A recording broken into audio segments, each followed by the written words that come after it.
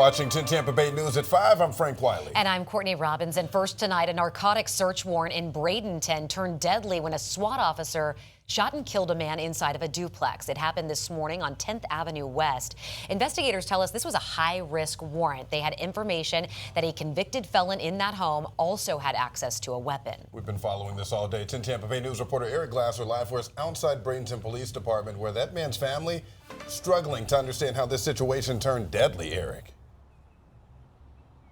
Hey there, Frank and Courtney. Yes, that shooting, by the way, took place at about 9:40 this morning. And while investigators were out there, we also were at the scene. I had an opportunity to speak with the brother of the man that was shot to death. He tells me that he and the family are very upset about the way this ended. That's not right. I mean, no matter what he did, he still deserved to be alive. But he's ready now, laying on that cold floor by himself. Just outside the duplex where his brother Tyrone was shot and killed, Willie Bell struggled to process what had just happened. There is no reason my brother should be laying in there lifeless. In jail, I can accept. Bradenton police say the shooting happened as officers served what they describe as a high-risk narcotics search warrant. It was high risk because they had information that at least one person inside the residence to be searched was a multiple convicted felon. And we had information that at least one weapon was inside the home. Because of those concerns, police say a SWAT team accompanied the narcotics unit, which breached the door and saw a person moving inside. Police say that person was given commands, but did not respond. One of our SWAT officers fired at least 3 shots, hitting the person.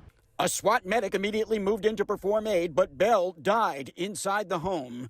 The explanation from police does little to ease Willie Bell's pain. He says his younger brother was partially paralyzed and believes he wasn't given enough time to move quickly enough. You can't tell me that's right. They need to give him a chance to open the door. Now, as investigators continue their work, Bell says his family is left grieving and demanding answers. No matter what he was doing, and I don't justify what he was doing, there's still such a thing as due process. This is America. He never got that chance.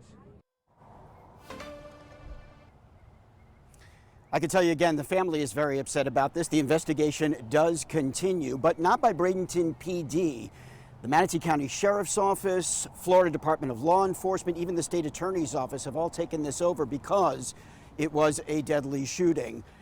On top of all of that and the investigation itself, the officer who was involved, still not identified by Bradenton PD, but I'm told he has been an officer with the department for several years. He has been placed on paid administrative leave. That is considered standard procedure.